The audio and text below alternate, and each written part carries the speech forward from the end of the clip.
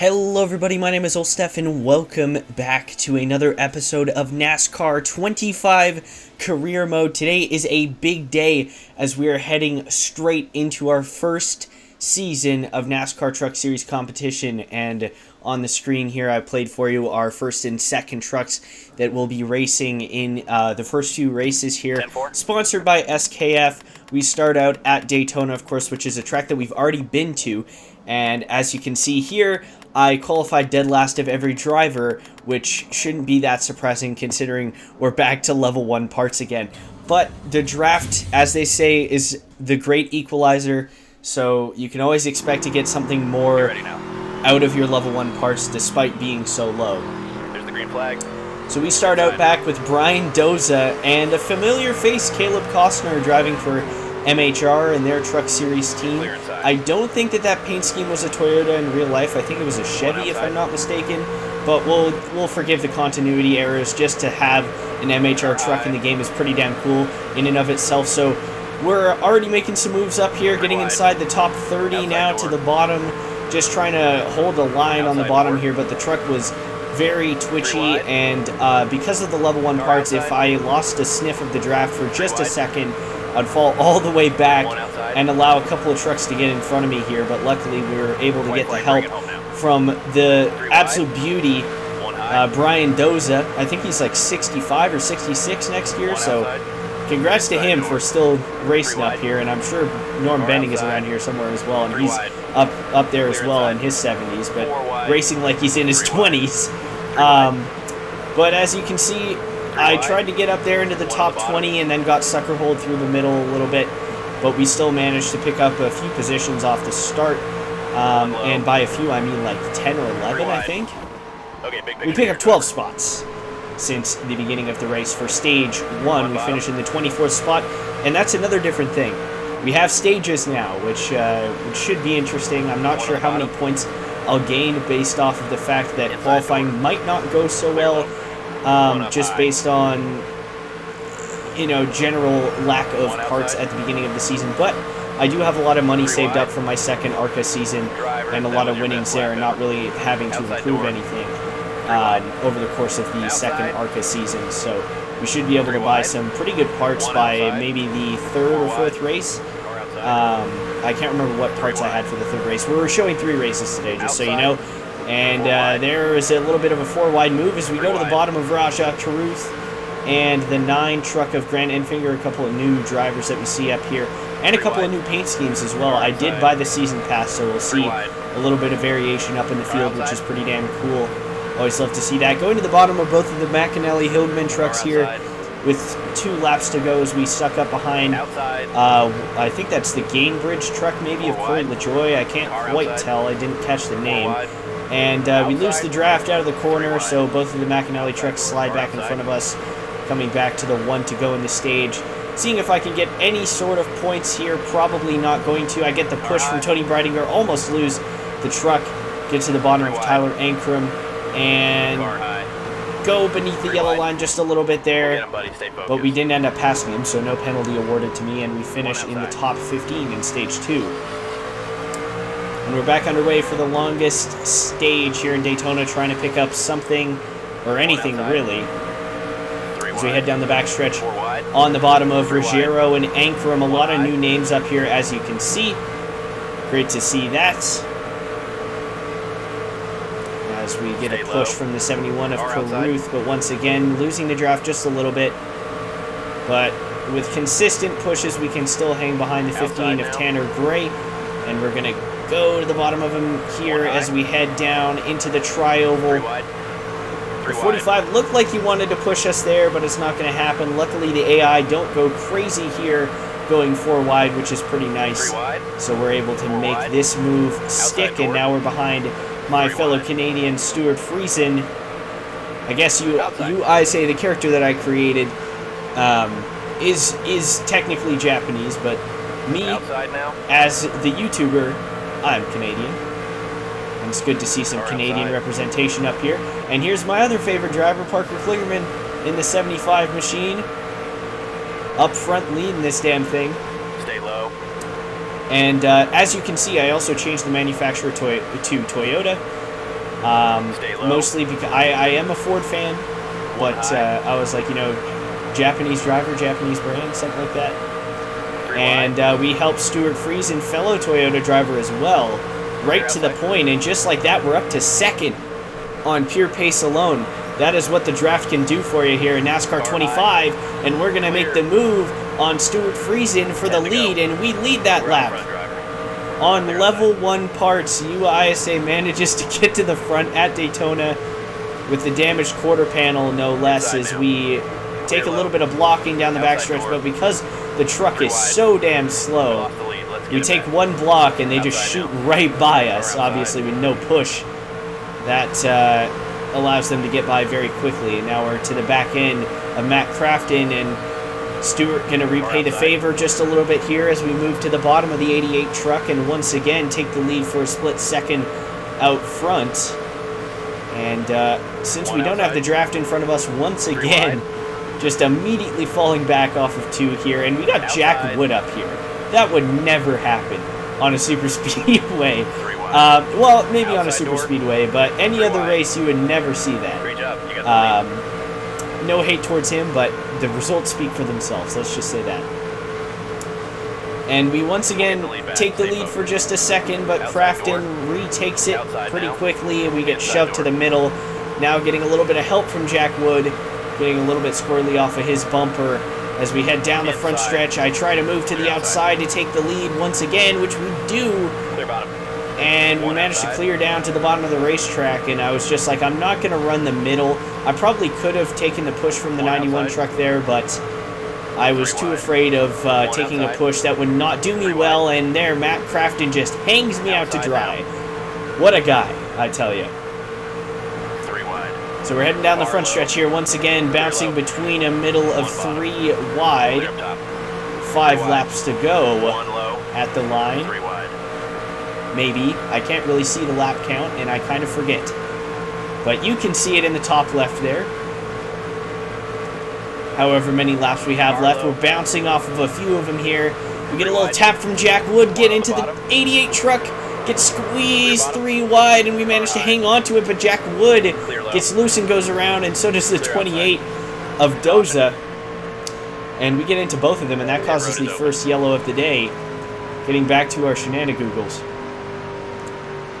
But Brian Doza just kind of lost it by himself there, I'm not going to lie. That's because I have the AI stability less than 50%, I think.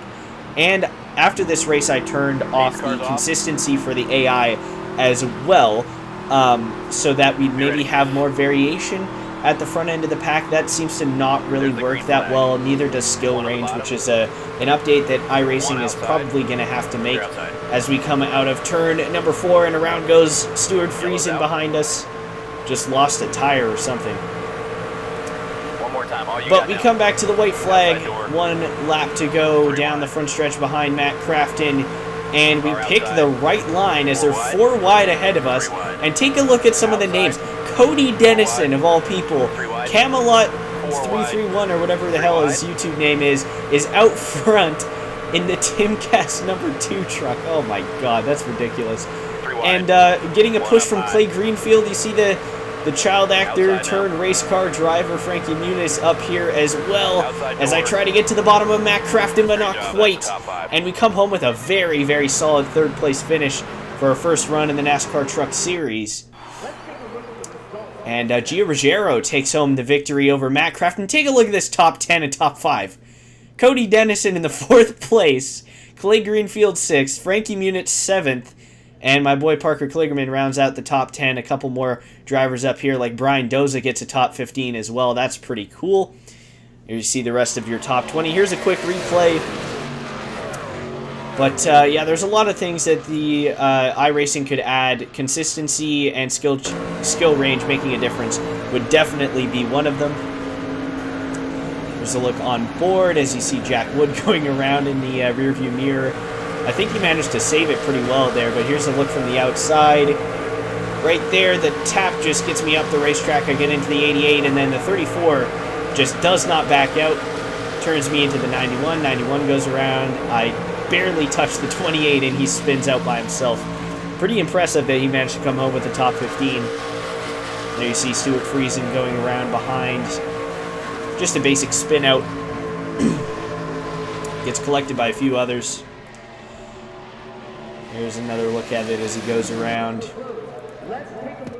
But, yeah, pretty crazy finishing positions up there for the first race.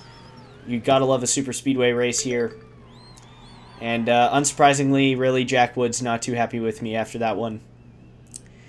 But, you know, coming away with a P3 finish in the first race of the season, not bad at all. And I was kind of thinking to myself, this is a super speedway thing, so if I stay in the draft, I can come home with a good finish.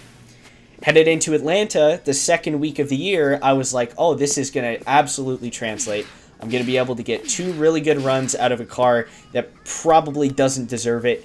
And all the things were fine and dandy.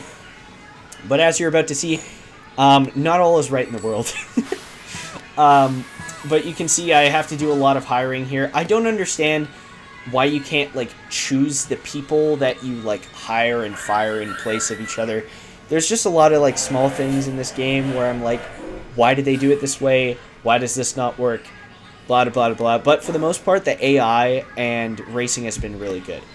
And I'm about to shoot myself in the foot with that statement because what you're about to witness might possibly be the worst race I've ever run and will ever run in my NASCAR 25 career mode series. But, as you can see, we upgrade the truck here to level 2 parts because we have the money for it. Why not do it right now? And I was even thinking, like, it's not even going to be level 1 parts. It's going to be level 2. We kept up at Daytona with level 1 parts and managed to come home in 3rd. What can we do with level 2 parts? Maybe get 1 more. And there you can see that is an exact representation of what I felt this entire time. And I will be the first to admit that I ran the race twice, not all the way through, but like the first stage, to see if I could do anything to tweak the setup to not be as tight as I was. But even without the draft, the truck, I tweaked the settings and everything. It was either way too loose off or way too tight in, or both of them many of the times. So we managed to get our practice goal at least, like that's bare minimum of what we can do. We end up 25th overall. And my thing here is I'm like, I just want to get rep for practice and qualifying, and then I'm good to just phone it in for the race and just finish last in everything, which is exactly what I ended up doing. There's not much to spoil in this race. It did not go well. Also, if you want to see updates on the fly before I post the race videos, I also post quick updates from the perspective of the Hidden Gems Motorsports team on Instagram. Follow me at oldstefa, 2 H's, 1 A at the end. Same way you spell my channel, but with an HA at the end. Yeah, follow me on Instagram for regular updates on how the Truck Series season is going for you, ISA. Got all the stats down there. But here's our qualifying lap. Run 1 of 1. You can see we're just not able to wrap the bottom. And this is one of those things where I went into quick race to check to see if it was just a problem with the track, because I hadn't actually run a quick race at Atlanta in trucks, but it's just the low parts. And I get why they did it that way, but like, make the truck slow, iRacing or Monster Games or whoever is working on this. Make the truck slow. Don't make the truck so tight that you can't turn it. Because in the draft, I shit you not. Okay, we make qualifying reps, so that's one positive, right? So we finished 31st. Our rep points was the top 33 or something like that. But as you're about to see, as you go into the draft in the corners, the truck does not turn at all. And this is not just a problem with me. I thought it was just a problem with me. I thought it was a skill issue, to be honest with you. But I looked it up. I saw Real Radman on YouTube have an issue similar to this. He was actually able to keep up, but I'm not sure if he had the AI lower or what. I didn't turn the AI down from 100, which is what I have them at right now, which may have been my mistake. But also, like, I don't want to be racing against, like, trucks that are so slow that I can keep up, even if I'm, like, absolutely tanking through the corners. So we started off right next to Norm Benning, speaking of the devil. And Here we go. This one is my fault here. I just ran the line there on the bottom a little bit too much, but I was trying to stay out of the draft so that I could at least keep up a little bit. But obviously that didn't work. And we get a push from Jason Alexander as we head down into one. And watch this. Outside now. Clear outside. You hear that? That is the sound of me completely letting off. And the truck just goes straight. And now we're stuck in the back, almost getting wrecked by Caleb Costner down the backstretch. And here's stage one. I was like, maybe I can at least get one spot, but it gets really tight in turn 3, go up the racetrack. And you might say, why not just adjust the setup on the fly? That is a very good question, and I tried that, and the truck either gets really, really loose, like I said, or like undrivably tight. So it's really nothing that I can do, nothing that you can do. You just gotta take what you can get, which in this case was a dead last 36th position in both stages and at the finish. But it all made it worth it for the top 10 that you're about to see. So Raja Karuth takes home the victory. My boy Raj, great run out there. And then you see the top 3. Raja Karuth, Timmy Hill, Jason Alexander, who started out back with me. Josh Rayom also gets a top 10. Jason Alexander, for Floridian Motorsports, gets a 3rd place finish. Why can't we have that more often?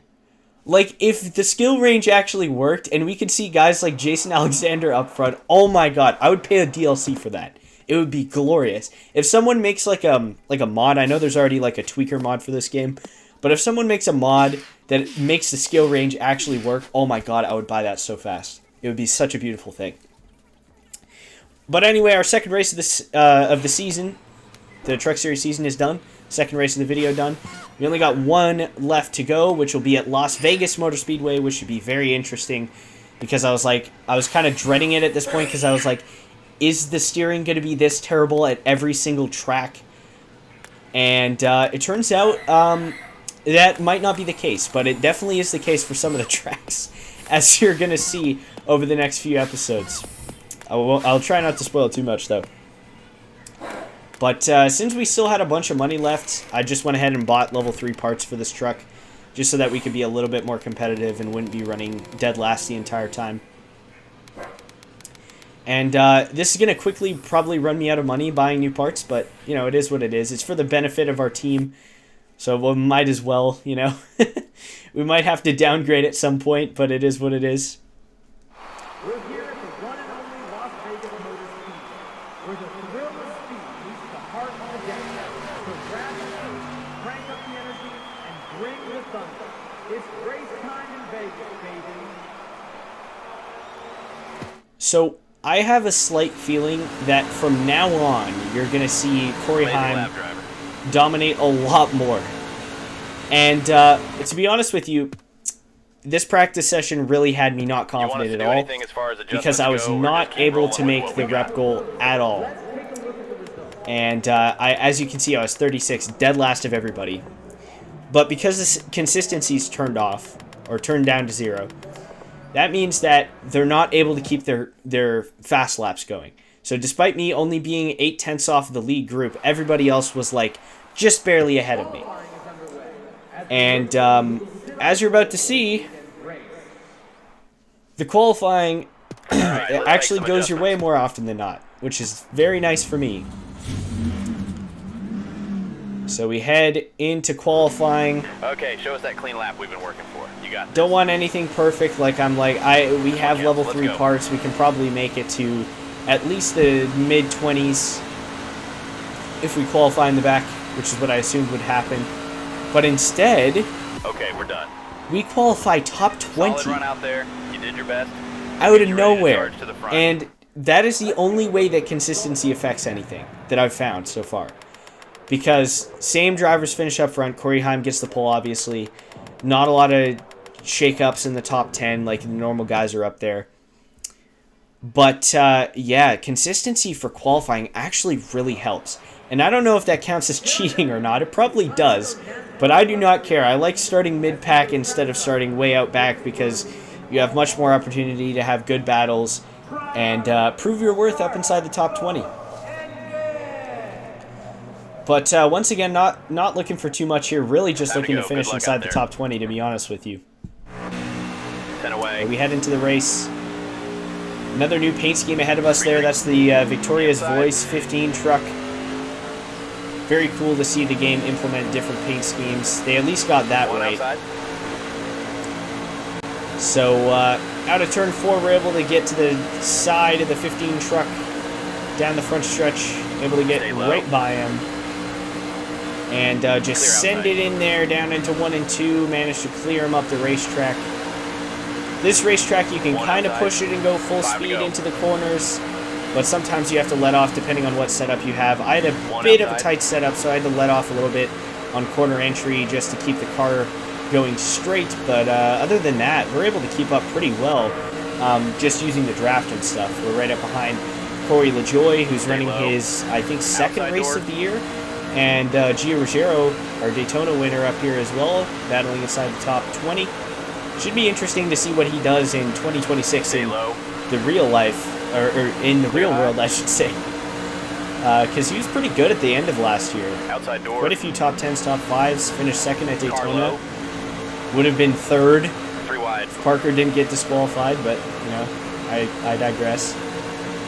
But we're battling up here in the top 20. Speaking of Parker, these two are inside, trying to battle us for a top 15 spot. We get into the side of him just a little bit there in that beautiful Henderson Motorsports baby blue Chevy. Rest in peace, Charlie Henderson, of course. Rest in peace to all those NASCAR drivers and NASCAR families who lost their lives over the past couple of months. It's been a brutal off season for sure. Our heart goes out to their extended families and everything like that. We lost a lot of people in the industry last year, and it really sucks to see. So glad to see Greg Biffle already getting some representation. I hope someone runs a Michael Annette throwback scheme next year. That would be pretty cool. But as well as Charlie Henderson's number 75 truck. And as you can see there, I was not paying attention as I was trying to battle Ben Rhodes to the stage finish. We finished inside the top inside the top 20 there. I think we finished 16th or 15th, something like that. I think it was 15th. But I ended up driving through the grass, and I did not pass in the grass. I lost a spot in the grass. So not great, but we managed to go through 3 and 4 without issue on the restart, and we're now in the night hours. I didn't see why people were complaining about the switch from, you know, late evening to night. And I still don't really see, like, it's not that big of an issue, but I can kind of see where they're coming from now. It is kind of jarring to just go from, like, like, sun going down to just night immediately. Like, that is kind of weird. Inside now. But, you know, I get it. It is what it is. You can't add everything. But I wish there was a few more things added. And then I'll probably make a video on what I think should be added at some point, you know?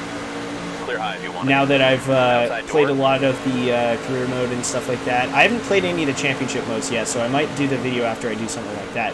But once again, we're battling up inside the top 20.